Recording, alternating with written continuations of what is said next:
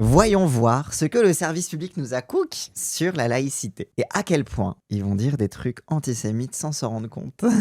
Parce que ça c'est mon petit plaisir coupable. Quand je regarde des gens qui te font la leçon tous les jours sur l'antisémitisme de LFI parce qu'il n'y a pas de génocide à Gaza, je sais pas quoi, et qui après vont défendre mordicus la laïcité et en la défendant disent des trucs qui relèvent de l'antisémitisme chrétien le plus crasse. Je suis toujours assez fasciné. Mais bref, du coup, comme à chaque fois que des gens veulent montrer la laïcité comme un truc singulièrement des lumières judéo-chrétiennes, etc., ils finissent tout le temps par dire des trucs antisémites. Donc je suis curieux du nombre de trucs antisémites qu'ils vont dire sans s'en rendre compte et en voulant être islamophobes. Bref. Bonsoir à tous, merci d'être à mes côtés. Laurent Nunez, ministre de l'Intérieur, Jean-François Colosimo, éditeur, essayiste, théologien orthodoxe, directeur général des éditions du Cerf, auteur du livre La religion française, 1000 ans de laïcité aux éditions du Cerf. Pierre-Henri Tavoyot, vous êtes philosophe, maître de... Théologien orthodoxe. Du coup, on va inviter des théologiens musulmans, protestants, catholiques... Non, je sais pas, ok, bon.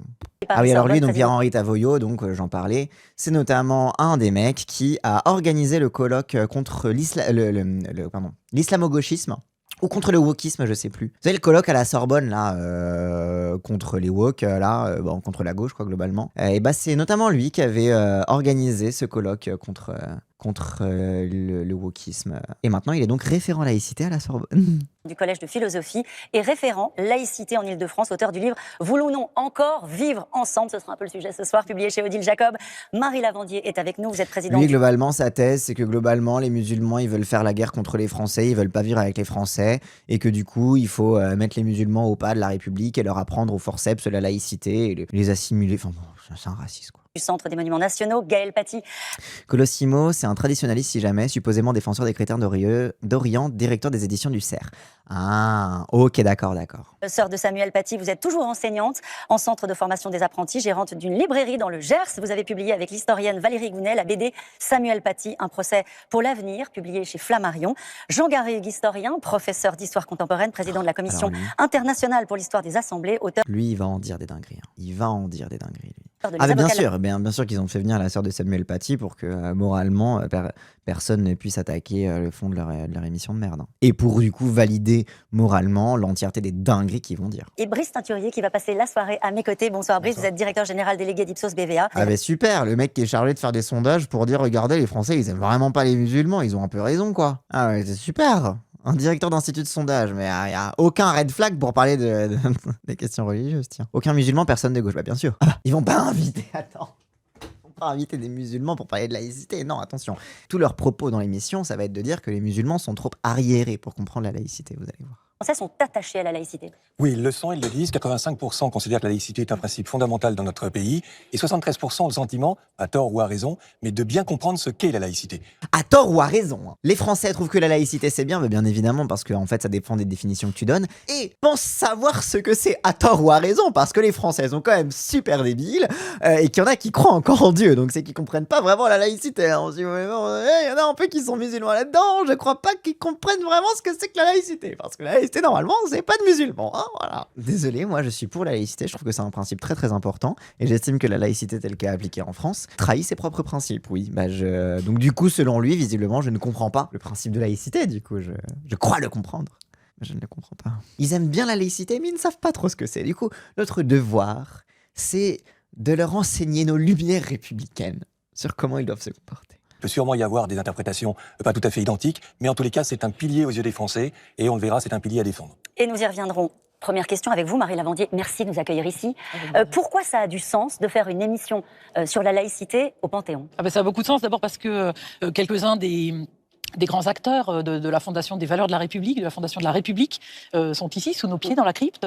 Je pense à Voltaire, je pense à Zola, je pense à René Cassin. Déjà, on est dans un temple des grands hommes auquel la République rend hommage. Et puis ensuite, surtout, je dirais que l'histoire du Panthéon nous raconte en fait le long chemin vers la laïcité. Alors 1000 ans peut-être, je ne sais pas. Mais effectivement, à quel point en fait les choses se sont construites de manière progressive, contradictoire parfois. Bon, déjà d'une, voilà. Moi, j'avais dit combien de temps ils vont mettre avant d'être un peu antisémite sur les bords. Bah voilà, Voltaire. Lui demandait pas ce qu'il pensait des juifs. Bon, après, demandez à pas grand monde qui a fondé la République de ce qu'il pensait des juifs, en vrai de vrai. Mais genre, c'est. Oui, bah bien sûr, 1000 ans de laïcité. 1 million d'années. Mais après 1000 ans, j'imagine les guerres de religion, I guess, des trucs comme ça. Moi les 1000 ans, why not, hein, c'est symbolique. 1000, c'est un chiffre tout rond. Pourquoi pas, mais bon. Ici, on est, vous le sentez très bien, on est dans une église qui a été voulue par Louis XV. Elle n'a pas été consacrée à ce moment-là, elle est devenue directement, notamment pour Voltaire, un temple des grands hommes. Et puis ensuite, tout au long du 19e, elle alterne entre des vocations d'église et la vocation donc de temple républicain. Elle a changé 6 fois. Donc comprenez pourquoi c'est important de faire une émission sur la laïcité dans le Panthéon. C'est parce que le Panthéon, ça a été la technique pour la République de faire accepter une laïcisation tout en maintenant des formes de déférence religieuse. Et donc finalement, on a créé une espèce de religion autour de la République. Du coup, c'est absolument logique qu'on se mette au Panthéon puisque nous sommes là pour vous dire la bonne parole en tant que curé de la République. Waouh. Oui, victoire de la laïcisation sur le religieux. Du coup, nous sommes les nouveaux curés. Prosternez-vous devant nous. C'est ainsi Faites la que j'ai communion commencé à m'injecter la avec du vin testostérone. et du saucisson. Ironie, l'anticléricalisme détourné pour une république faisant office de religion d'État. Bah oui, pour moi c'est la plus grosse insulte à l'anticléricalisme que d'y faire des nouveaux clercs, des nouveaux saints. Parce que c'est quoi le Panthéon si ce n'est un culte des saints? C'est une forme de façon de maintenir un culte des saints. Et Dieu sait qu'en tant que protestant j'ai du mal avec ça. Mais ce sont des saints républicains, donc on peut leur vouer un culte. Et on a une église qui leur est dédiée, quoi. Puis les grands hommes. En un temple des grands hommes. Derrière moi, il y a la Convention. C'est une allégorie de la République. Il faut que vous me fassiez la description. Il y a Marianne au milieu. Absolument, il y a Marianne au milieu, en bonnet phrygien.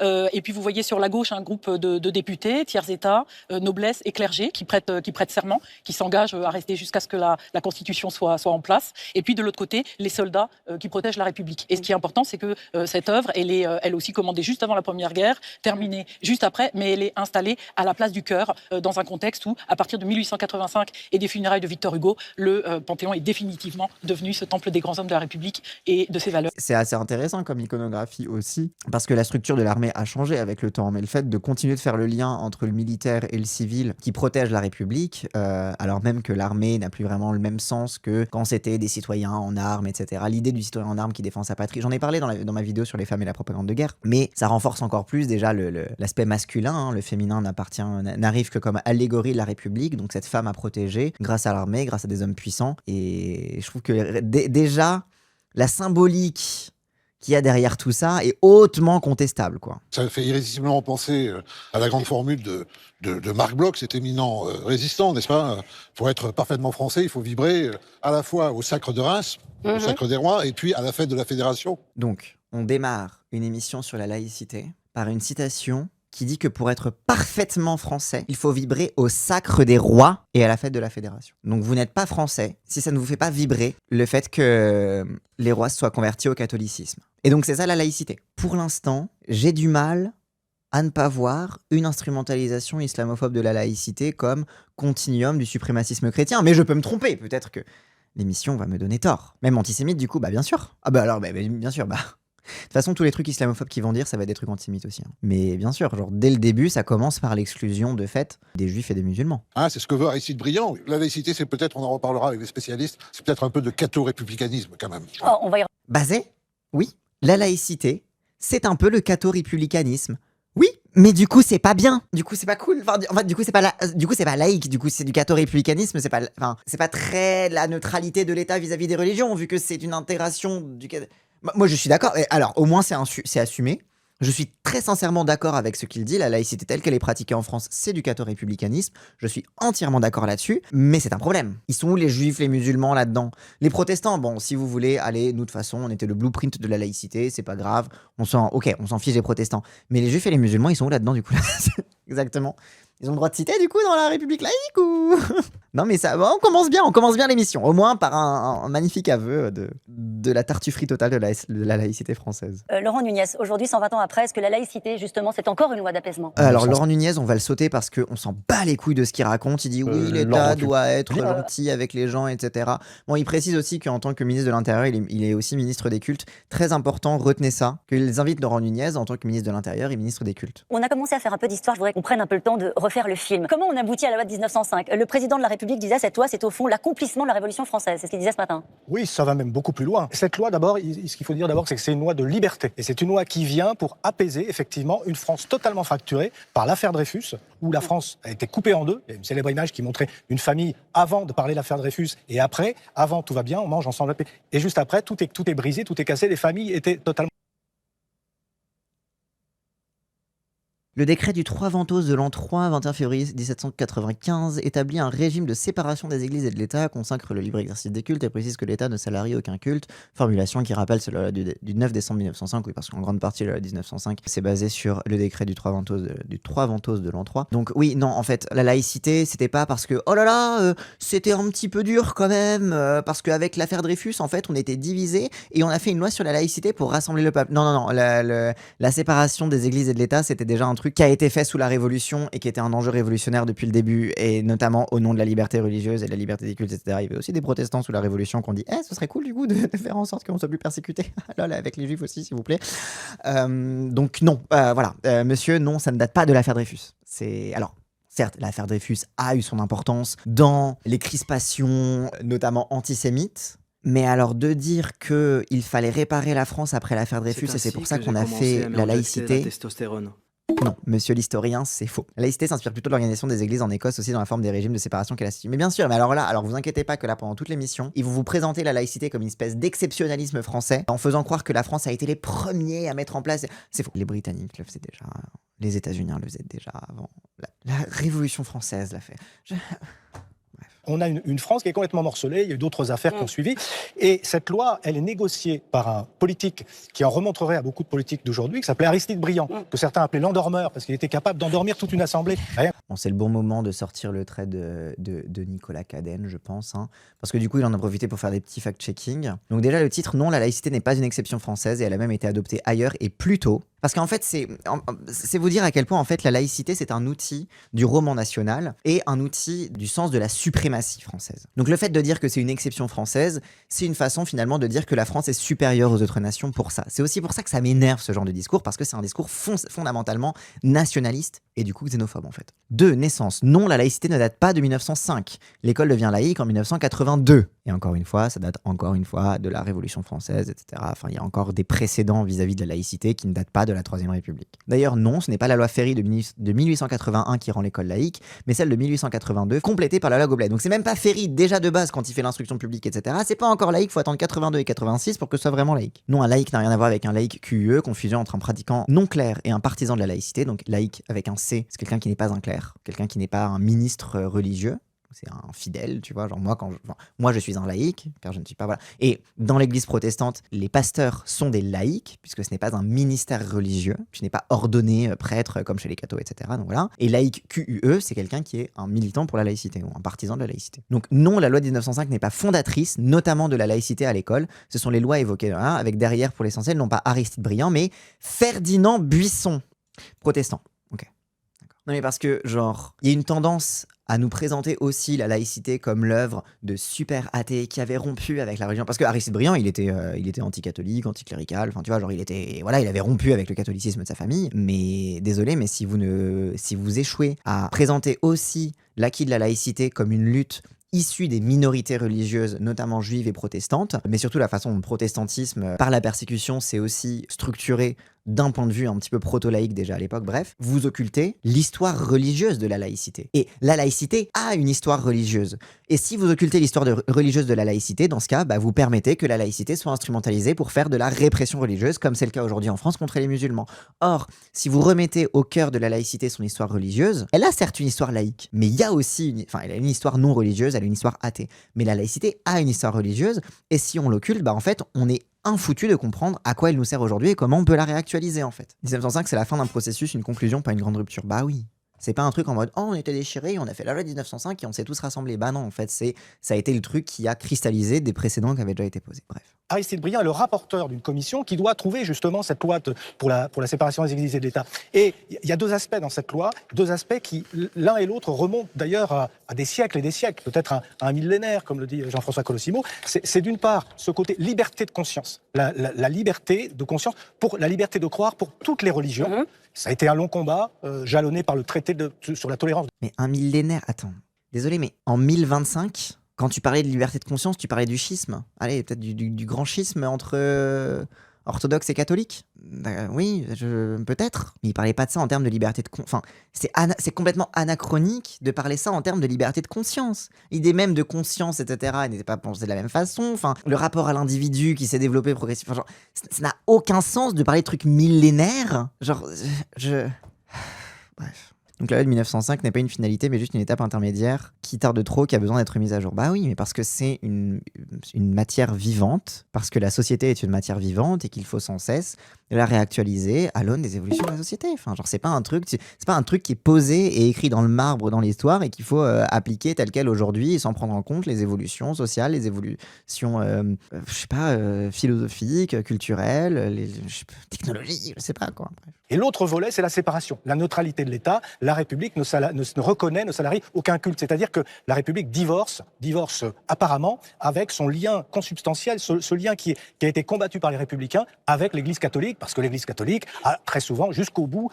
soutenu les monarchistes contre la République. Bref, cette loi va essayer de trouver un modus vivendi entre ceux qui veulent véritablement se débarrasser de l'Église, des gens comme Émile Combes, par exemple, qui était un ancien séminariste d'ailleurs, d'un côté, et puis de l'autre côté, les cléricaux, ceux qui veulent maintenir l'influence. Et encore une fois, c'est vraiment les partisans de la laïcité, c'était soit des anciens cathos qui aimaient plus les cathos, soit des gens.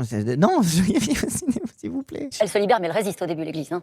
Oui, elle résiste parce qu'il y a le traumatisme quand même de 1793, le vandalisme, la destruction des églises, l'assassinat des prêtres, etc. Donc il y a de la tension.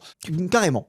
À la Révolution française, ils ont buté des prêtres, alors vous comprenez, ils ont fait le génocide vendéen d'ailleurs. Hein. Mais bon, c'est une histoire franco-française. Vous savez, c'est ces histoires lourdes, gauloises. Moi, je pense que c'est effectivement une loi de liberté, parce qu'avant, il y a quoi? Il y a le Concordat. Mais aujourd'hui, je ne veux pas parler pour eux, parce que bon, mais quel évêque catholique voudrait retourner sous la coupe, même de Laurent Nunez, il est sympa, mais je veux dire, c'est le ministre de l'Intérieur. Mais est-ce qu'il aimerait, un évêque catholique aimerait recevoir sur son mail, le samedi soir, le prêche, le sermon qu'il doit prononcer le dimanche? À l'instant, ils ont invité Laurent Nunez, ministre des cultes. Et il a dit « Heureusement qu'on a fait la laïcité parce qu'avant il y avait le Concordat. Et sous le Concordat, est-ce que vous saviez que les prêtres recevaient leurs prêches de la part du ministre? Alors que heureusement qu'on n'a plus ça, ça n'existe plus le Concordat aujourd'hui. Sauf que monsieur, déjà d'une, le Concordat existe encore. Et de deux, en Alsace et du coup en Guyane, du coup je viens d'apprendre qu'il y avait encore le Concordat en Guyane. Jusqu'à preuve du contraire, Laurent Nunez n'envoie pas leurs prêches aux curés et aux pasteurs. Donc, c'est quand même une folie. Genre le Concordat, oui, et en Moselle aussi.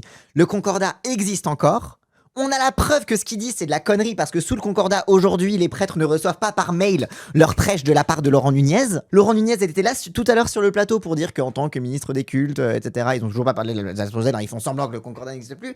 Mais du coup, ils disent qu'avant la laïcité, c'était ça. Pourquoi? Qu'est-ce qui ferait? Pourquoi si aujourd'hui on avait encore le Concordat, ce serait le cas, alors qu'on a encore le Concordat et ce n'est pas le cas? Pourquoi tu mens, monsieur? Bah non, dans toutes les drames-com, il y a un équivalent au Concordat. Ok, d'accord.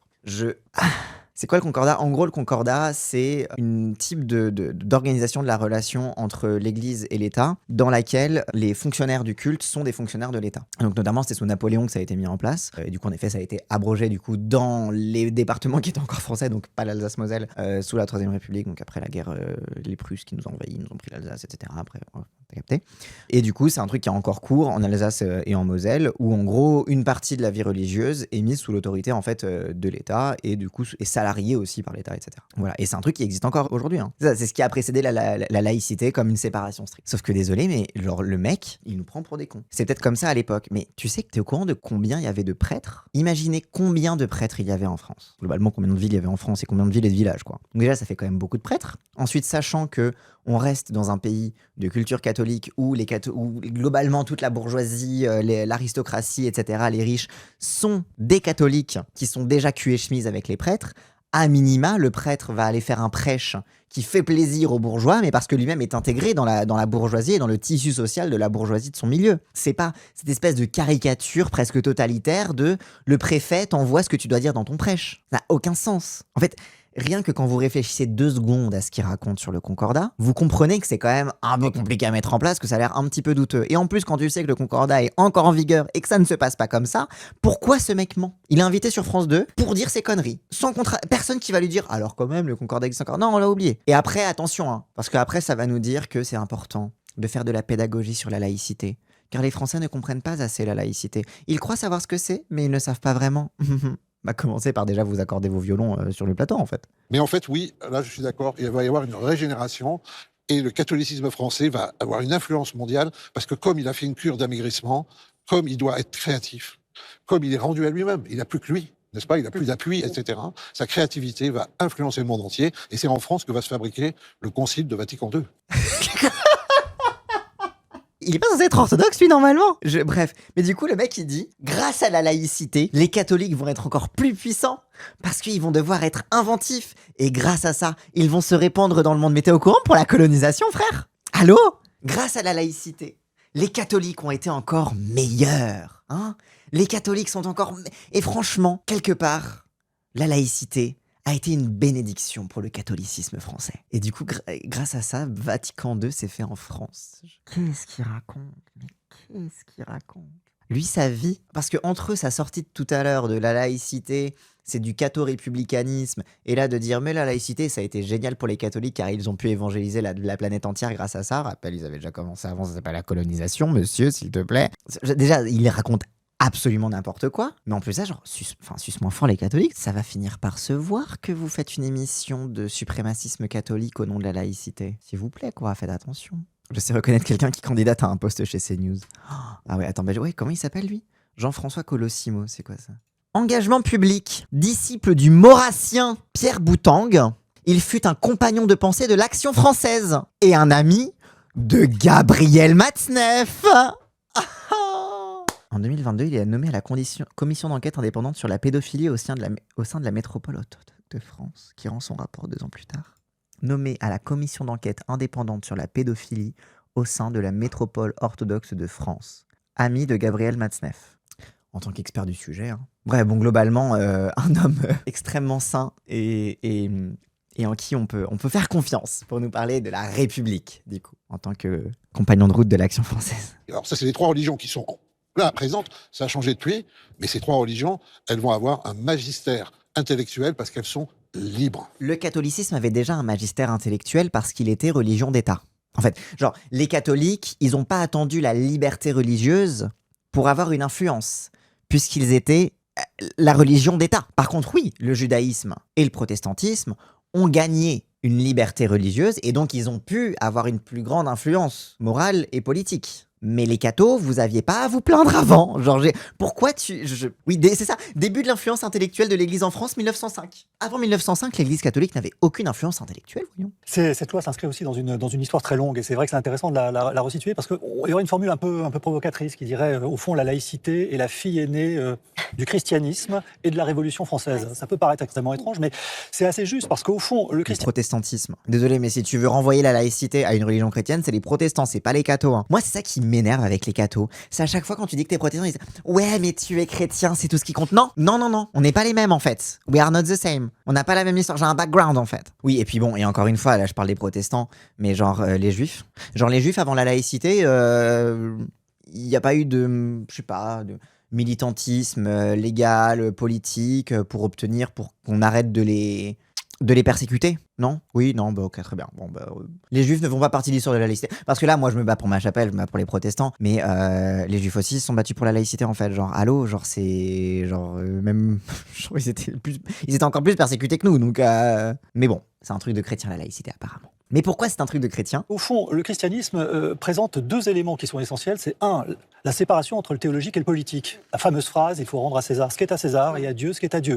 Donc on a déjà dans le christianisme une logique de séparation. Mais c'est pas la seule, c'est une séparation aussi entre ce qui relève de la foi et ce qui relève du comportement extérieur. C'est est-ce que mon comportement, mes mœurs, mes pratiques relèvent vraiment de ma foi? Au fond, le christianisme insiste sur l'idée que la religion, c'est une affaire privée, c'est une affaire intérieure. Pas du ministre de l'Intérieur, mais une affaire intérieure. C'est faux, c'est antisémite. Pourquoi c'est faux? Bah parce que jusqu'à preuve du contraire, le christianisme, il était bien implanté depuis longtemps et il a fallu 1905 pour séparer l'Église de l'État. Donc si le christianisme était tellement supérieur à avoir cette distinction entre le théologique et le politique, bah alors pourquoi ils l'ont pas fait depuis le Moyen-Âge? Si c'était tellement ancré dans la religion. Je vous rappelle, c'était quand même religion d'État en fait à l'époque. Donc voilà, donc d'une c'est faux, de deux c'est antisémite. Parce que du coup, qui est-ce que t'exclus? Quand tu dis que le christianisme... Le truc, reconnaître à César ce qui est à César et à Dieu ce qui est à Dieu, c'est Jésus dans le Nouveau Testament qui le dit. Donc c'est dans un livre qui appartient au corpus chrétien, au corpus musulman, mais pas au corpus juif. Donc c'est une façon de dire. Les chrétiens, nous, ça nous vient naturellement la laïcité. Les juifs, ils sont un peu arriérés, ils mettent du temps à comprendre ça, mais bon, on verra ça plus tard. C'est littéralement du catho-républicanisme antisémite. C'est littéralement une façon de renvoyer le judaïsme, qui pourtant, Dieu sait, a une tradition intellectuelle qui est beaucoup plus complexe que ça, beaucoup plus subtile que ça, sur les rapports entre politique, religion, etc. Mais bon, ça, on s'en fiche. Tout ce qui compte, c'est qu'est-ce qu'on a mis dans le Nouveau Testament et qu'est-ce que Jésus, il a dit, parce que avant tout, nous sommes laïcs. C'est un effacement total des juifs du roman national. C'est une façon de faire un roman national où les juifs sont apparus quand il y a eu l'affaire Dreyfus, et quand même, c'était pas bien l'affaire Dreyfus, hein. Et puis après, c'est vrai qu'on a déporté des juifs, même si on n'est pas trop d'accord entre nous. On verra en fonction de quelle extrême droite est élu au pouvoir, si on considère qu'on en a déporté ou pas. On verra. Et après, c'était Israël, donc c'est bon, on était tranquille, ils se sont barrés. Ah non, ils sont encore là. Mais c'est pas grave, parce qu'ils sont pour Israël, ils y retourneront à un moment. Hein. L'inconscient antisémite qu'il y a dans l'entièreté des trucs qu'ils racontent, bref. Et là, je crois encore une fois que Nicolas Cadenne, il en a dit un truc. Non, le christianisme n'a jamais, avant 1905, sauf dans le protestantisme, acté de la séparation entre le spirituel et le temporel. Jamais les chrétiens, avant 19... Sauf les protestants.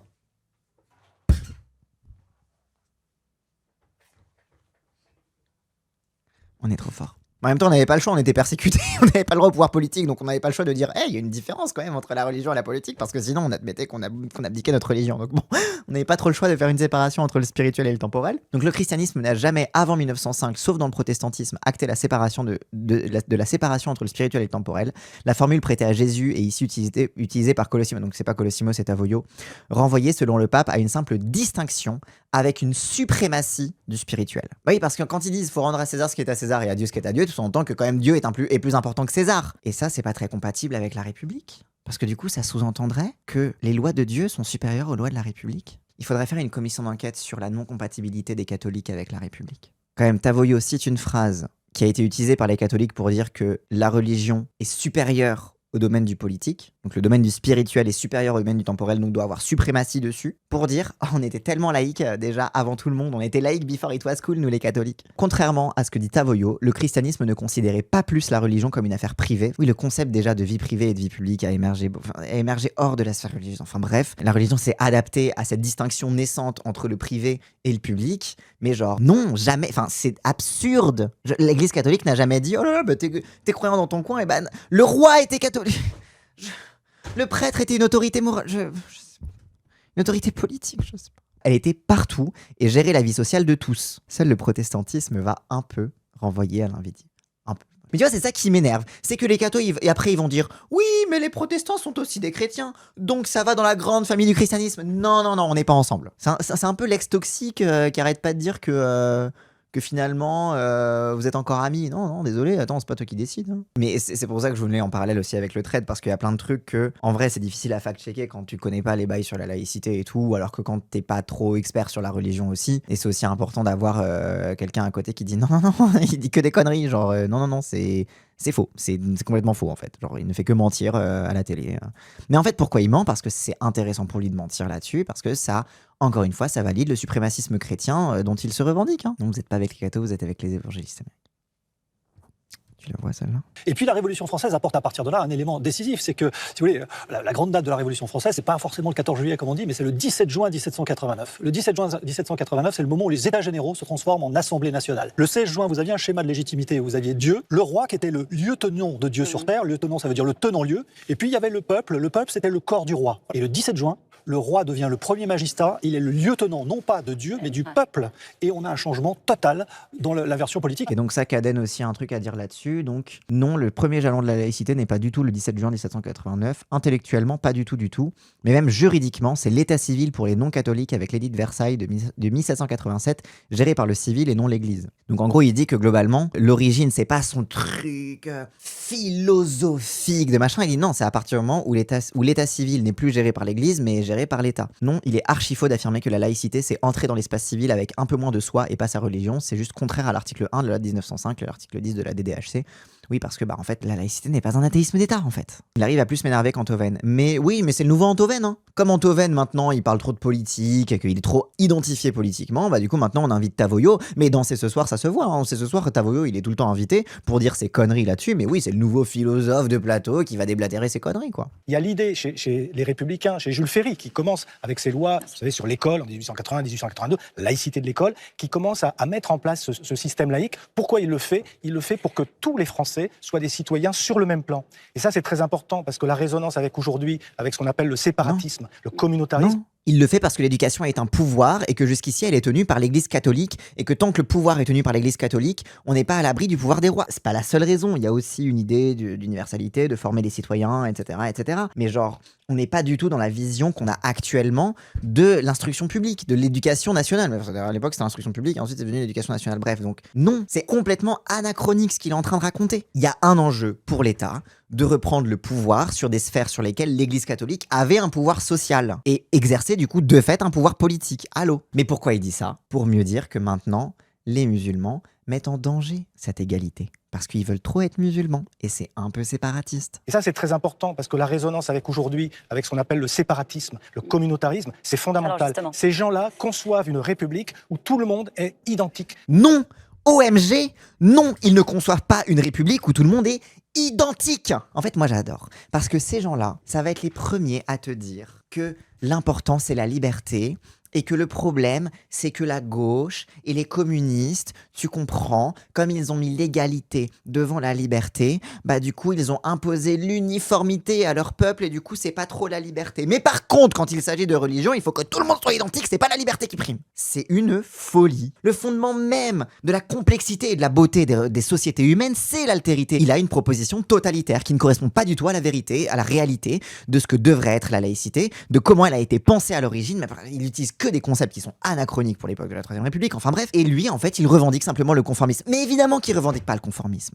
Il est pas con, il revendique pas le conformisme. Il revendique spécifiquement l'assimilation des musulmans. Parce qu'en réalité, quand tu vas le confronter au fait que bah non, tout le monde doit pas être identique, pareil, sinon c'est un petit peu totalitaire, il va dire oh oui, pardon, etc. Mais ça aurait bien été utile pour dire que surtout les musulmans doivent arrêter d'être musulmans. Parce que c'est un peu trop ostensible quand même. L'école doit donner une valeur morale, une instruction civique qui fait de tous les petits Français des citoyens égaux. Non,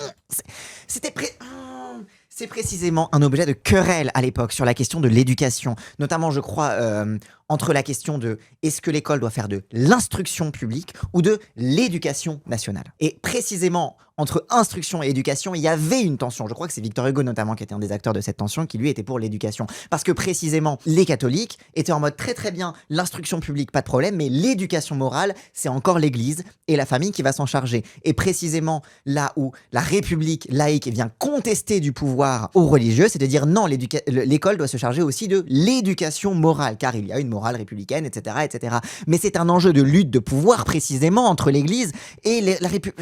Tu peux pas éluder cette querelle entre instruction et éducation. En gros, c'est des profs d'histoire béats devant le roman national, mais du coup, peuvent-ils se prétendre profs? Mais c'est eux qui écrivent le roman national, donc évidemment, ils ne peuvent que se prétendre profs, puisque c'est eux qui écrivent ça. On parle souvent de la laïcité française, de la laïcité comme d'une exception française. Vous me direz si vous êtes d'accord C'est faux. Avec ça dans un instant. En Grande-Bretagne, c'est un tout autre modèle qui prime, c'est celui de la liberté de conscience dans la police et au Parlement. Donc en France, on n'a pas de liberté de conscience, vu qu'on est si différents des Britanniques. Genre, t'as d'un côté la laïcité, de l'autre côté la liberté de conscience. Bah, mais à choisir, je préfère la liberté de conscience, en fait. Genre, je sais pas. Vu les termes que t'emploies là, pour l'instant, la laïcité, je sais pas trop ce que c'est. Liberté de conscience, ça m'a l'air bien, tu vois. Genre, moi, la liberté, pouvoir penser, c'est la révolution, tu sais. Genre, je sais pas, non, d'accord, ok. En fait, moi, ce que je trouve ça fascinant, c'est que leur prétention à une espèce de suprématie française sur la laïcité s'effondre dès qu'ils doivent qualifier les modèles des autres pays. Et alors, attention, parce qu'il va y avoir une jolie dinguerie qui va être dite après le reportage, mais bref, je ne vous la spoile pas, mais c'est que à chaque fois qu'ils essayent de donner une qualification au modèle de séparation des églises et de l'État qu'ils sont en cours dans d'autres pays, vu qu'ils ont besoin de dire que la laïcité c'est que nous, on est les meilleurs là-dedans et on est vraiment on est vraiment trop fort, bah du coup ils vont donner des définitions claquées au sol des autres régimes de séparation entre religieux et civiques. Au plus haut niveau du pouvoir, le Parlement britannique, Tan Dessy est un pionnier. Ma circonscription a élu le tout premier député portant le turban au Parlement britannique. En fait, je crois que c'est même une première dans tous les parlements européens. Un plafond de verre a vraiment été... Moi, ce qui me tabasse, quand tu regardes les séances au Parlement britannique, c'est les réactions des gens parce qu'ils disent « Hey, oh, hey, nay !» Vraiment, genre... Il y a un potentiel comique, c'est vraiment, bref. Oui, c'est des milles de fou. Élu en 2017, premier député britannique de confession sikh à siéger avec son turban, Impossible pour lui d'imaginer devoir retirer ce signe religieux. Bah bien sûr. Une partie de son identité qui ne l'empêche pas, dit-il, de représenter tous ses administrés. Bah oui. Qui ne l'empêche pas, dit-il, de représenter... Oui. Mais en fait, parce que du coup, ça sous-entend quoi? Parce que si être croyant t'empêche de représenter les gens d'autres religions ou les athées, bah dans ce cas, être athée t'empêche de représenter Genre c'est que sous prétexte d'universalisme à la française, à la con, bah en fait finalement tu revendiques une forme de séparatisme moral et obligatoire dans le rapport à... Bref. Représenter non pas moi-même, mais la communauté sikh et la Grande-Bretagne dans son ensemble. C'est pourquoi j'aime le Royaume-Uni et les règles que nous avons ici au Parlement. Je pense que c'est bien, car c'est important d'être inclusif, de rassembler tout le monde plutôt que de séparer. Bah oui. Et comment montrer d'autant que t'es inclusif? En montrant que justement tu n'exclus pas quelqu'un qui porte un turban de se présenter au plus haut office de l'État en fait. Genre l'inclusion c'est pour lui aussi, tu vois. Dans les écoles, la police ou encore l'armée, même les gardes royaux peuvent porter le signe religieux de leur choix ostensiblement. Pourquoi ils ont besoin de rajouter le mot ostensiblement? Tu portes juste un truc, c'est t'es pas en mode regardez-moi, je porte ça. Ça, ce serait ostensible, tu vois. C'est en mode regarde, je le porte. Non, tu le portes, c'est tout. Ce n'est pas une agression visuelle que des gens portent un signe religieux en fait. Ce n'est pas ostensible ou quoi, c'est juste ça se voit quoi. C'est visible, visiblement. Ostensiblement, c'est vraiment en mode ostensible, c'est vraiment regardez-moi. Et pour eux, c'est ça en fait, c'est qu'une femme porte le voile, c'est regardez-moi, regardez, je vais bien vous séparatismiser votre républicain. Non, c'est juste qu'elle porte le voile, t'es pas obligé d'avoir un regard particulier dessus en fait. Cette Française musulmane, installée à Londres depuis 20 ans, est première adjointe au maire et siège au conseil municipal avec son voile. Donc ici, c'est l'Assemblée. Je m'assois la première à gauche. Pratiquement tout le monde a quelque chose. Si c'est pas une croix chrétienne, ça va être juif ou un foulard. On est 2 à avoir un foulard et ça dérange personne. Et quand Saïma Ashraf va au contact de ses administrés, il porte peu d'attention au voile de... T'imagines quand même, elle doit aller à Londres pour avoir un mandat électif en tant que meuf qui porte le voile. C'est une folie. Hein. C'est malheureux quelque part qu'on n'ait pas cette représentation en France. Quelque part, pour moi, c'est un peu ridicule parce que même si c'est des lois qui sont là, c'est des lois qui étaient faites quand il y avait eu la Révolution française. Je crois qu'on a passé un petit moment là. Une interprétation britannique de la laïcité, bien différente de l'approche française. Une spécificité qui tient à l'histoire du Royaume-Uni, selon ce spécialiste des religions. Mais vous êtes au courant que l'histoire du Royaume-Uni a influencé l'histoire de la France vis-à-vis de la laïcité? Genre c'est vraiment en mode, attention, les Britanniques, ils sont très spécifiques, hein. Ils sont vraiment très très spéciaux, hein. Ils ne nous ressemblent pas surtout. Hein. Il n'y a jamais eu d'interaction intellectuelle, philosophique ou juridique entre la France et la Grande-Bretagne. Non, ils sont vraiment très très très différents. Et nous on est très très très différents d'eux. Hein. C'est vraiment pas pareil. C'est pas la même chose. C'est vraiment... C'est spécial, vous comprenez? Ils ont des rois. Encore. Alors que on a fait la révolution, nous, contrairement à eux, qui ont aussi fait la révolution, mais ils ont gardé les rois, mais ils ont fait un truc différent. Mais et que la révolution a aussi beaucoup inspiré la nôtre. Mais ils ont... bon, c'est pas très... Nous, c'est la République, en fait. Allô, en fait. Pas pareil. La loi garantit non seulement la liberté de croyance, mais aussi la liberté d'expression de cette croyance. Ce qui devrait être le cas en France aussi, puisque la laïcité est une loi de liberté avant tout. Rappelle, ils ont commencé l'émission en disant « La laïcité, c'est avant tout la liberté ». Bah du coup, quelle différence fondamentale est-ce qu'il devrait y avoir entre les Britanniques qui disent que eux ils ont un truc de liberté et nous qui disons qu'on a un truc de liberté? C'est pas la même liberté. Non mais en même temps, eux ils ont pas la même liberté que nous, ils sont pas pareils. Ils mangent du pudding et tout, genre c'est pas pareil, ils sont pas pareils. Ils mangent des baked beans. Le multiculturalisme, élevé comme une valeur phare au Royaume-Uni, il s'invite pourtant régulièrement dans le débat public, comme lors des attentats de Londres en 2005 ou les émeutes en 2011. Vous voulez dire que la Grande-Bretagne, malgré sa politique de liberté vis-à-vis des religions, est quand même islamophobe? Vous voulez dire qu'ils sont aussi allés bombarder les Irakiens? Je ne comprends pas. Tu n'as pas de laïcité et pourtant tu es islamophobe. C'est quand même... vous aussi, vous avez des attentats en fait. Donc, peut-être que la laïcité c'est mieux. Parce que nous, on a aussi des attentats, mais au moins, on se venge sur les musulmans. Ah, vous aussi, vous vous vengez sur les musulmans? Vous avez un mouvement fasciste en ce moment qui... Ouais, mais c'est pas pareil. Parce que nous, on a la laïcité. On a quelque chose sur quoi se reposer juridiquement pour persécuter les musulmans. Contrairement à vous qui êtes obligés d'avoir des fascistes, alors que nous, on a une droite républicaine dans l'arc républicain. c'est pas pareil. Le multiculturalisme a conduit des communautés à vivre isolées les unes des autres. Et ces sociétés parallèles ne se développent pas selon nos valeurs. Moi, c'est ça qui m'a toujours fasciné, y compris dans le discours du printemps républicain. C'est qu'ils disent oui, regardez, le multiculturalisme, c'est pas bien parce que ça marche pas dans les pays anglo-saxons, alors que nous, en tant que de gauche, parce que le printemps républicain rappelle que c'est né avec le Parti socialiste, nous devons revendiquer l'assimilation contre le multiculturalisme. Et t'es en mode, mais tu t'es au courant que t'as littéralement le discours de la droite britannique? Genre, les gens qui portent ce discours en Grande-Bretagne, c'est des droitards racistes. Mais toi, tu dis en tant qu'homme de gauche, il faut avoir le même discours que la droite raciste britannique. Donc je fais confiance aux droitards racistes britanniques pour me dire que le multiculturalisme ne fonctionne pas. La seule raison pour laquelle ça fonctionne pas, c'est parce que vous êtes raciste en fait, et vous êtes des colons. Ah mais c'est vrai que nous aussi on est des colons, on est racistes. Non, on n'est pas sorti de l'auberge avec toutes ces conneries. Pierre-Henri Tavoyot, là, c'est le choc des modèles. Hein. Oui, tout à fait. C'est pas du tout le choc des modèles. C'est pas du tout le choc des modèles, c'est parfaitement compatible. Allô, C'est un étudiant en amphi qui un jour me pose la question, il est américain. Il me pose la question, ça au fond la laïcité, je comprends pas très bien, c'est un peu discriminatoire à l'égard des minorités. Et comme il venait du Texas, une idée m'est venue, je lui ai dit voilà, prenez 2 saloons dans un western. Il y a un saloon dans lequel... Comme il venait du Texas, je me suis dit qu'il allait comprendre, alors du coup je dis prends 2 burgers, hein, prends 2 saloons là, de western, voilà, ça tu vas comprendre avec ton cerveau de ricain là, allez, prends des saloons avec des westerns. Il est écrit... Veuillez déposer votre Colt avant de rentrer dans le saloon. Puis il y a un deuxième saloon où il est écrit vous pouvez rentrer dans le saloon avec votre Colt, mais sachez que tout le monde a un Colt. Ça calme aussi. Eh bien, vous transformez Colt par religion ou identité et vous avez le modèle de la laïcité. Mais tu remplaces Colt par ma bite! Et dans ce cas, ça devient très très misogyne. Alors, du coup, il était italien. Du coup, j'ai dit tu prends 2 pizzerias. Il en a une, elle a son choix, et l'autre, elle en a pas. En fait, non seulement il est débile, mais il prend ses étudiants pour encore plus débiles que lui. Et c'est encore plus insultant. Genre, c'est vraiment genre...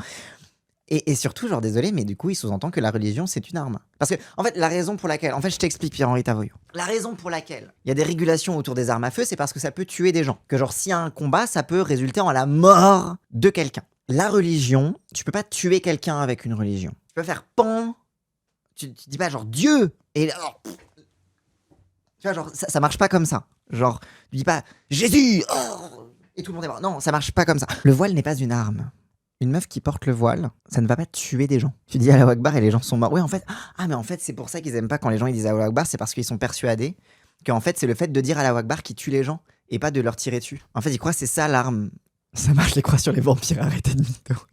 Certes. Modèle de la laïcité, ça veut dire qu'on rentre dans l'espace public, on laisse quelque chose de soi, on n'est pas intégralement soi pour pouvoir rentrer en contact avec les autres. C'est un gain. Non, l'espace public, la rue n'est pas laïque. Tu peux porter des signes religieux dans la putain de rue, c'est autorisé, jusqu'à ce que vous deveniez fasciste et que vous changez la loi, etc. Mais là, désolé, ce ne sera plus de la laïcité, ce sera de la persécution religieuse. Mais le modèle de la laïcité de 1905, l'espace public n'est pas athée. Tu as le droit de porter... J'ai le droit de sortir dans la rue en sortant ma croix Huguenote. Bon, la plupart des gens ne sauront pas ce que c'est, donc c'est un peu contre son camp. Un prêtre peut se promener en soutane dans la rue. C'est autorisé. Après, bon, quand il dit l'espace public, il entend l'État. Mais désolé, mais c'est un petit peu totalitaire de confondre l'entièreté de la vie publique avec l'État. Pardon, de considérer que ce n'est pas très libéral de sa part, monsieur Tavoyot. Le modèle multiculturel, on rentre, c'est McDo, venez comme vous êtes, venez comme vous êtes, ce qui est un peu illusoire. Les Américains, c'est le McDo, venez comme vous êtes. Et d'ailleurs, ça marche pas. Mais tu crois vraiment qu'en France, ça marche du coup, faites semblant de pas être qui vous êtes? Les États-Unis, c'est les Western et les McDo. Oui, ça, tu peux récupérer ton voile en sortant de France, à la sortie de l'État. Récupérez votre voile à la sortie de la France, s'il vous plaît. Allez, cassez-vous. C'est le fasciste.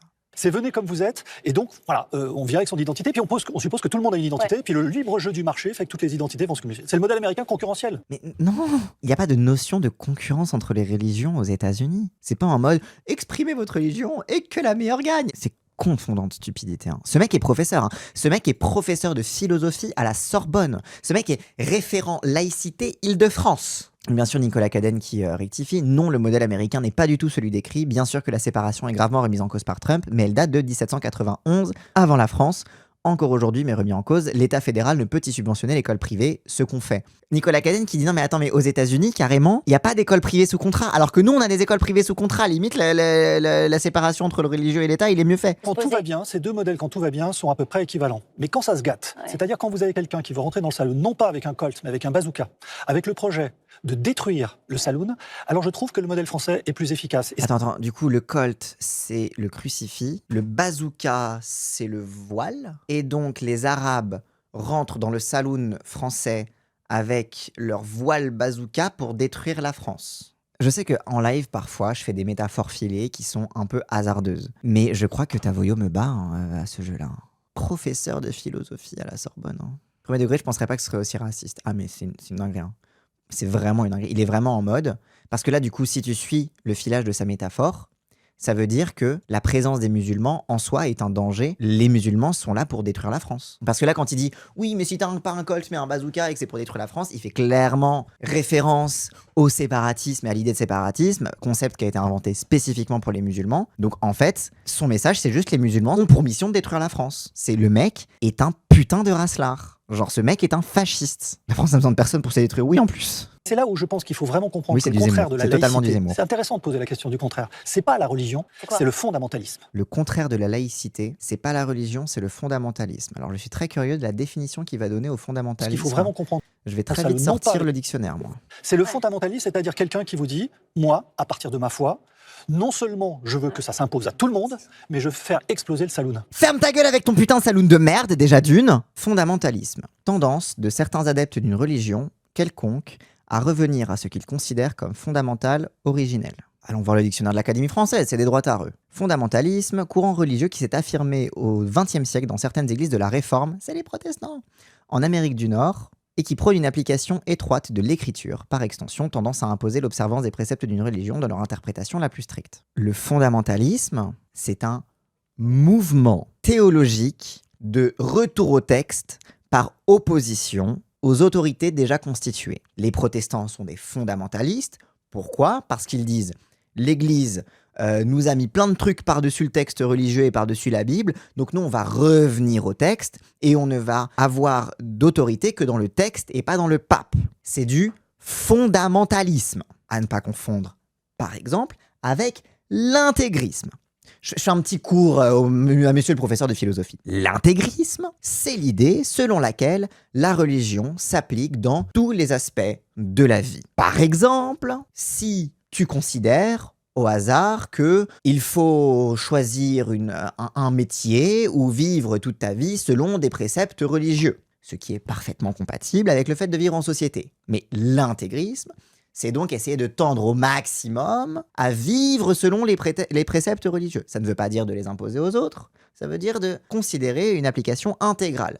Là où tu peux très bien considérer que dans certaines situations, certains préceptes religieux peuvent ne pas s'appliquer, ou alors il peut y avoir une forme de dérogation, puisque le contexte social fait que ces préceptes ne sont pas forcément nécessaires ou voulus. Et tout ça n'a rien à voir avec le fait de faire exploser un putain de saloon au Texas. On peut aussi parler de radicalisme dans le sens de retour à la racine pour les protestants. Ouais aussi. Fondamentalisme, aller au saloon pour boire, intégrisme, passer sa vie autour du saloon.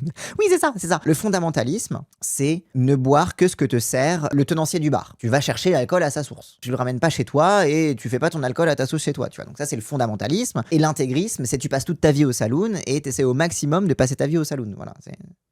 Si vous voulez reprendre ça fort de merde. Parce que, à la limite, la laïcité peut-être s'opposer à l'intégrisme. L'idée de l'application intégrale. Parce que l'application intégrale de la religion n'est possible que dans des limites. C'est-à-dire que tu ne peux pas appliquer intégralement la religion si, pour qu'il y ait une application intégrale, il faudrait prendre le pouvoir d'État, par exemple. Donc, moi, je suis plus d'accord sur le fait que ce qu'on appelle l'intégrisme, et encore une fois, tu vois, genre parfois, t'as certains degrés d'intégrisme. T'as des gens qui sont considérés comme des intégristes, mais qui vont, pour le coup, ne pas vouloir se mêler de politique. Je pense que, notamment, les salafistes, c'est beaucoup ça, tu vois. Ils vont être en mode, c'est haram de se mêler de la religion, mais ils vont avoir une vision intégriste, mais dans les pays musulmans, par exemple. Mais donc, tu peux dire, par exemple, si tu veux choisir un mot pour dire il y en a qui veulent, etc., de dire que la laïcité s'oppose à l'intégrisme, parce qu'en fait, par définition, tu ne peux pas avoir une application intégrale s'il y a une séparation entre l'Église et l'État, à moins de ne définir l'intégralité de la vie sociale comme étant hors du champ de l'État, par exemple. Enfin, voilà, il peut y avoir encore une fois des définitions de l'intégrisme qui ne mêlent pas l'État à leurs affaires religieuses.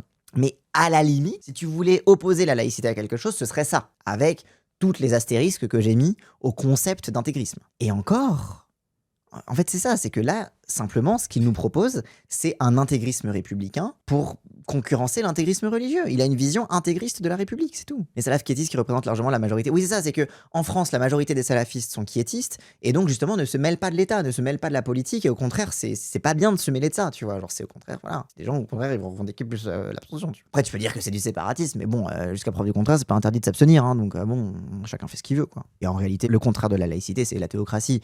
Tu peux avoir une théocratie dans laquelle les gens s'en battent les couilles du dogme religieux, mais simplement comme le pouvoir d'État est tenu par un pouvoir religieux, du coup c'est l'opposition de la laïcité. La laïcité c'est la séparation des églises et de l'État, l'opposition c'est la théocratie. C'est pas ce que font les croyants s'ils considèrent que leur croyance doit être intégrale, doit être fondamentale, doit être Le fondamentalisme concerne toutes les religions, hein, soyons bien clairs, mais en effet aujourd'hui particulièrement l'islam. Oui. C'est tout le monde, mais surtout les musulmans. Ah, attention, c'est vraiment les musulmans, c'est les pires là-dedans. C'est ok, il y en a tout le monde un petit. Mais l'islam, hein, voilà, hein, quand même les musulmans. Hein. Il y a une tentation au communautarisme en France ? Oui, ça me paraît une évidence. Je me souviens récemment d'une réflexion de Teddy Riner, héros national, mais peut-être qui a un peu oublié, on peut le comprendre, ce qu'a été toute notre histoire. Il a dit, Teddy Riner, ce sale N-word, certes c'est un héros national, mais il a un petit peu oublié d'où il venait. Hein, il devrait plutôt dire merci à la République de lui avoir donné son statut d'héros national, au lieu de nous faire chier avec ses conneries de sous-évoluer, là. Hein. Qu'est-ce que Teddy Riner a dit qui soit aussi insultant envers le fondement de la République Il disait que, à propos du voile dans le sport, qu'il était assez tenté par le modèle, justement, anglo-saxon, où c'est autorisé, ça ne pose aucun problème. Il le dit, dans d'autres pays, c'est très simple. Voilà. En gros, tout le monde peut faire du sport. Et... Quand ça va bien. Il oubliait que, précisément, si vous faites du sport avec le voile, vous vous séparez des autres. Il est trop bête, en fait. Cet abruti, il s'est fait tenter par l'idée qu'on puisse faire du sport avec le voile, mais il est bête. Il a oublié que quand tu portes le voile, tu ne peux pas faire du sport parce que je l'ai décidé, je l'ai sorti de mon cul tout de suite et ça sent encore la merde. Il a oublié qu'on était en France ici et qu'on n'est pas comme les autres, car la laïcité, c'est une exception française. Vous voyez à quoi sert ce discours-là de la laïcité comme exception française ? Que ça sert à justifier que même si tu veux dire, ah, peut-être que dans un autre pays, ils font un truc différemment et ça marche assez bien. Non, parce que nous, c'est l'exceptionnalisme ici. La laïcité est indissociable de cette unité. C'est très important par les temps qui courent parce que c'est ça la véritable menace. C'est se séparer des autres. Désolé, mais si tu considères que la présence d'une meuf qui porte le voile et qui fait du judo va diviser la société, c'est toi qui es trop raciste en fait. Genre, pourquoi j'argumente avec ce tocard ? Attention, hein, faut pas faire comme ils font à côté parce que nous on est différents, sauf quand c'est le super modèle allemand, le modèle à l'anglo-saxonne au niveau du capitalisme. Genre c'est à chaque fois, économiquement, faut copier les autres, mais par contre culturellement, les enragés de l'époque demandent à Aristide Briand d'empêcher les curés de porter des soutanes, de marcher dans les rues avec les soutanes. Il dit mais non, on leur laisse les soutanes. C'est pas ça le problème. Le problème, c'est d'aller dans tel ou tel lieu et d'essayer d'exprimer cette différence avec les autres.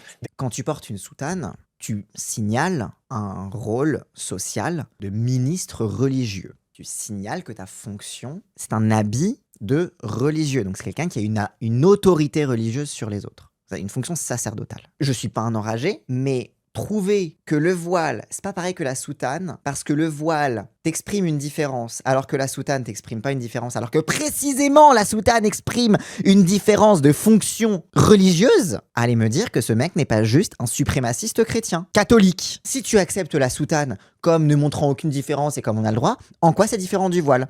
Je vais même te dire que le voile c'est moins grave, si tant est qu'il y ait une gravité là-dedans, et je considère qu'il n'y ait aucune gravité là-dedans, mais si tu considères qu'il y a une gravité, le voile est encore moins grave, puisque lorsque tu portes un voile, tu es une croyante, tu ne signales pas une autorité religieuse sur les autres. Donc tu te places d'autant plus à égalité que ce n'est pas un signe de hiérarchie ecclésiastique. Mais non, pour lui la soutane c'est bien, parce que c'est des cathos, et les cathos c'est bien. Mais le voile c'est mal, parce que c'est des musulmans, et les musulmans c'est mal. La soutane c'est quelle arme au saloon, je suis perdu, soutane égale AK.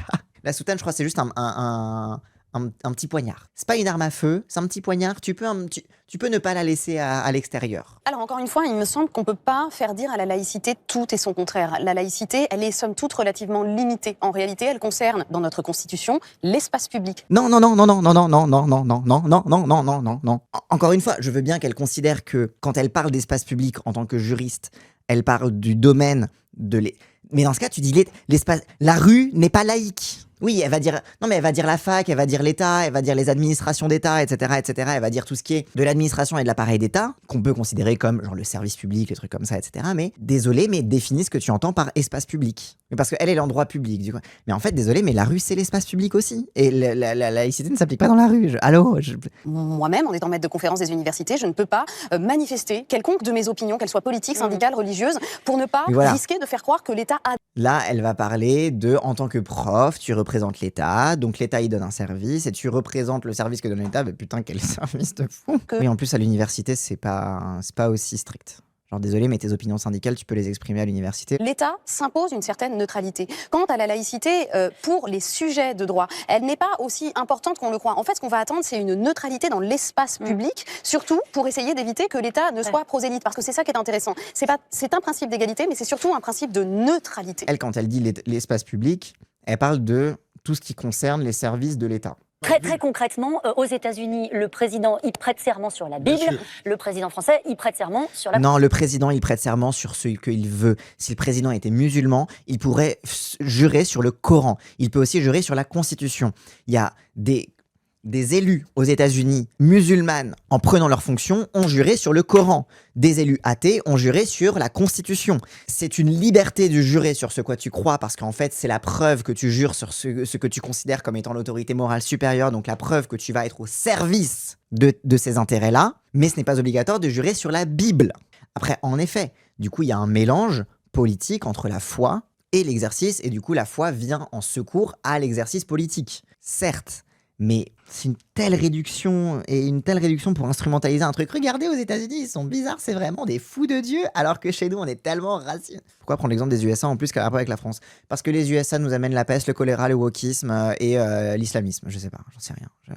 Les États-Unis sont toujours présentés comme l'espèce de repoussoir dès qu'on parle, soit quand on parle du fascisme pour dire que c'est que Trump et qu'il n'y en a pas chez nous, soit pour dire que le wokisme c'est à cause d'eux, coucou Pierre-Henri Tavoyot, qui est invité sur ce plateau, soit pour dire que oh là là, ils ont genre c'est bref.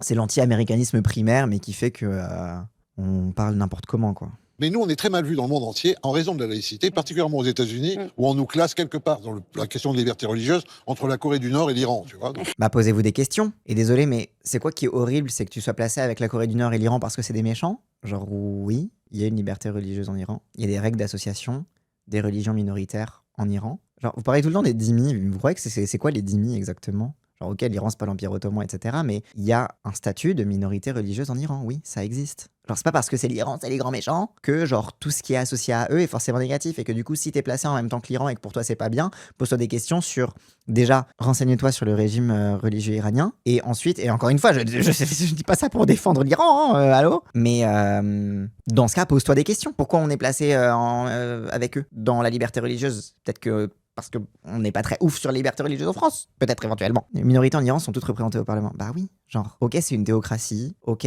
c'est une théocratie relativement autoritaire, etc., etc., mais il y a des principes de représentation des minorités en Iran. Parce que l'Iran, c'est un pays gigantesque avec plein de minorités de partout, et avec des tensions notamment autour des nationalismes transnationaux, etc., enfin, transfrontaliers, etc. Et je dis pas que c'est parfait, pas forcément génial, ça se passe pas super bien au quotidien. Tu sais que les minorités en Iran, elles sont pas toujours très très bien traitées, mais... Et en France, elles sont bien traitées, les minorités? Les écoles privées musulmanes qui se font fermer au moindre prétexte, les gens qui se font traiter d'islamistes parce qu'il y avait un pictogramme, il n'y avait pas de visage. On est vraiment stigmatisé.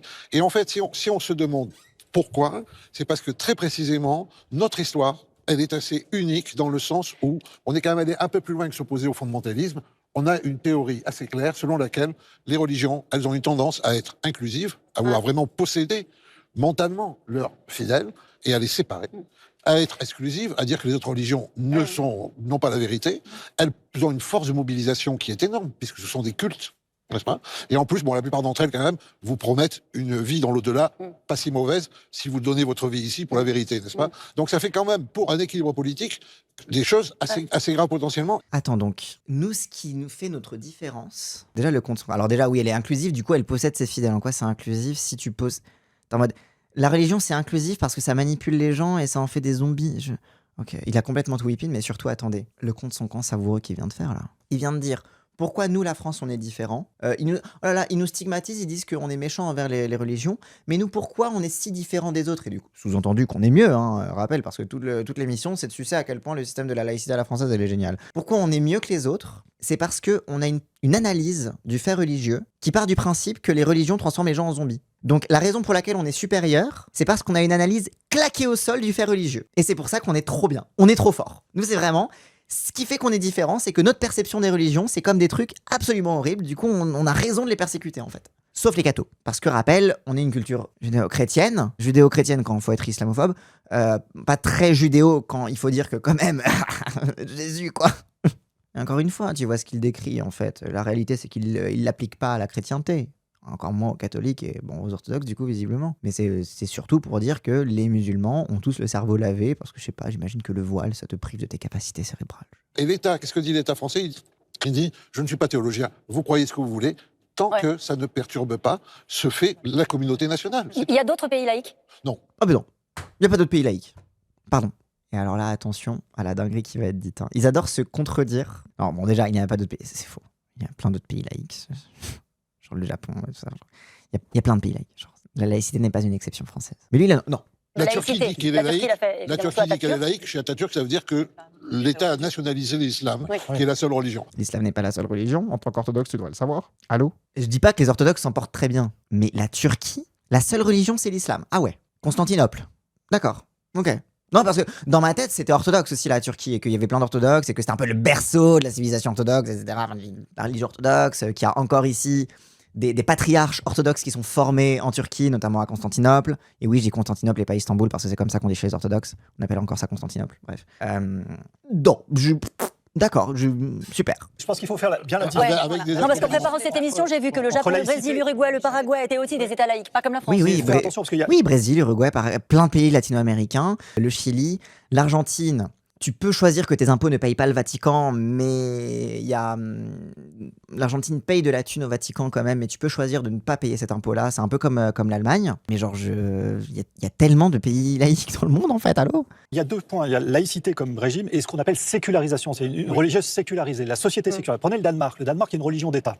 C'est le luthérianisme. Le ministre de l'Intérieur est ministre des cultes. Comme en France. Le ministre de l'Intérieur et le ministre des cultes. Alors déjà, de dire le luthéranianisme va te faire foutre, Taoyo. En France, le ministre de l'Intérieur est ministre des cultes. Il parle d'un concordat que l'on applique encore en France. Vous avez invité tout à l'heure Laurent Nunez en tant que ministre de l'Intérieur et ministre des cultes. Et vous lui avez même demandé, parce que oui, j'esquipe le truc, mais en mode, il lui demande c'est quoi d'être ministre des cultes, etc. Blablabla, qu'est-ce que ça veut dire dans un État laïque, etc. Comment est-ce que ça peut passer? Dans la logique américaine, il s'agit de protéger les églises de l'État. C'est l'État qui apparaît la menace. Alors qu'en France, l'État, il faut protéger l'État des églises. Voilà, c'est Non.